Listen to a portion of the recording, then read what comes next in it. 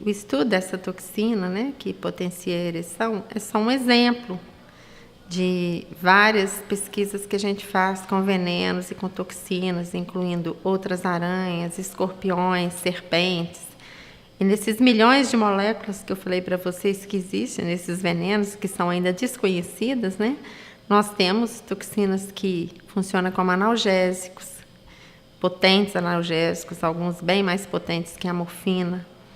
Nós temos toxinas que funcionam como antibióticos potentes também. A gente sabe que morrem muitas pessoas nos hospitais com infecções que não são controladas pelos antibióticos existentes. Então, nós temos que descobrir novas moléculas ativas, porque bactérias e fungos se tornam resistentes aos antibióticos comuns.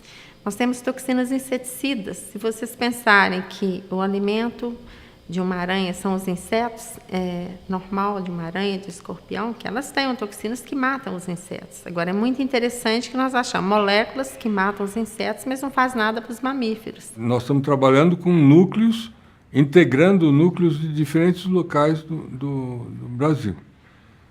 O ano passado entrou, além dos grupos que nós tínhamos, entrou um grupo novo da Universidade Federal de Campina Grande. E na região especificamente que eles trabalham, tem 5 biomas, né? Não sei como é que usa a terminologia exata. Você tem desde Mata Atlântica até o semiárido, com espécies que são particulares daquelas regiões. Isso eventualmente pode significar uma coisa maravilhosa, né? De relação das populações com essas toxinas, vamos dizer, né? A resposta natural de resistência ou sensibilidade que os indivíduos têm a esses processos de intoxicação. Além disso, você tem assim, momentos a serem explorados que a gente desconhece. A gente não tem ideia do que acontece. O projeto foi sendo construído com esse objetivo, tentar estabelecer, né, esse conhecimento tradicional dos animais peçonhentos na região, né, e as práticas que essas comunidades têm, né, com relação aos males, aos problemas de saúde que os afetam.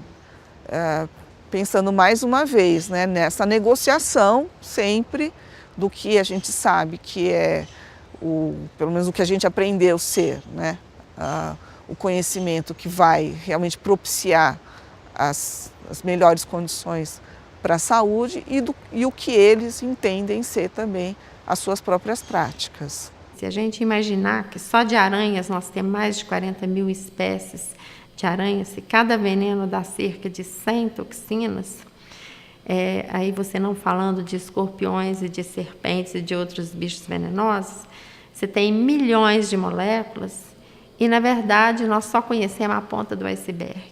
Então, os toxinologistas têm que botar a mão na massa, pode trabalhar muitos anos e possivelmente séculos ainda nessas moléculas que a gente tem realmente uma mina de ouro aí com essas moléculas, com essas toxinas e venenos.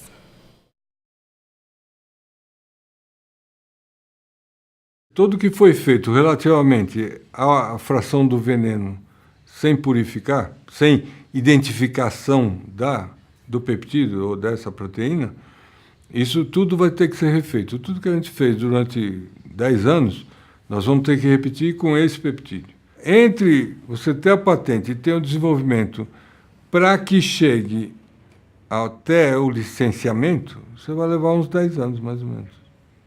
Você tem que passar por várias etapas para que um veneno, uma droga, se torne um medicamento, né? São várias exigências, inclusive vários testes, incluindo fases clínicas, né? Teste 1, 2, 3, nós estamos na fase pré-clínica, e esses testes são muito caros, grande parte o Brasil ainda não está preparado para fazer, muitas vezes nós temos que pagar para que se faça no exterior.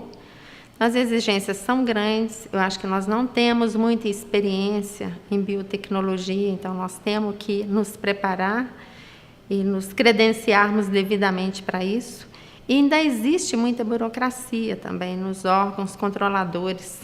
Então, uma das coisas que eu acho que é interessante, que o INCT pode, o projeto dos INCTs tem que fazer, é batalhar para que essas, vamos dizer, todos essas barreiras, elas terminem.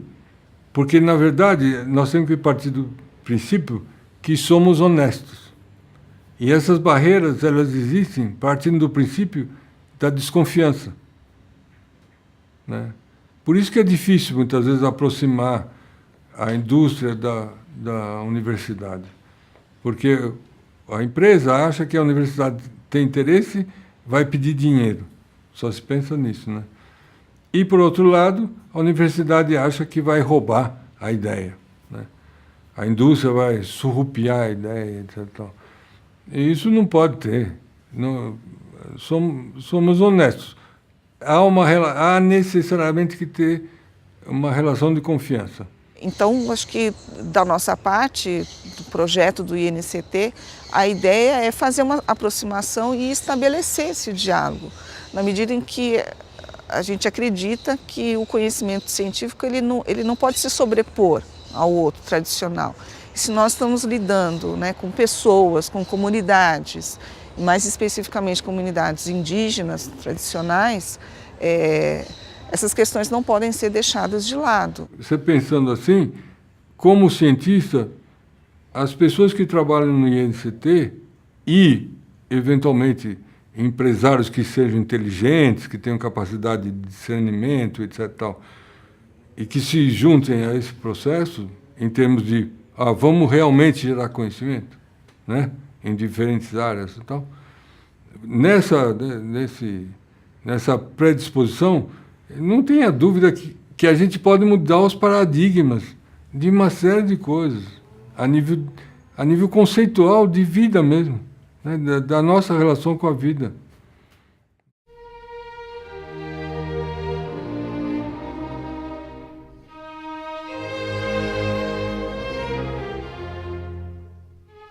Foi graças a todo esse processo de conhecimento, de entender a genética da imunidade, da resposta imune, de saber quais são as ações dos fatores ambientais, né? Então você vai aos poucos, até chega um momento que você consegue verbalizar uma coisa que é clara e que realmente aí não dá para ninguém contestar. Essa frase é verdadeira. A história imunológica do indivíduo é única e irreversível.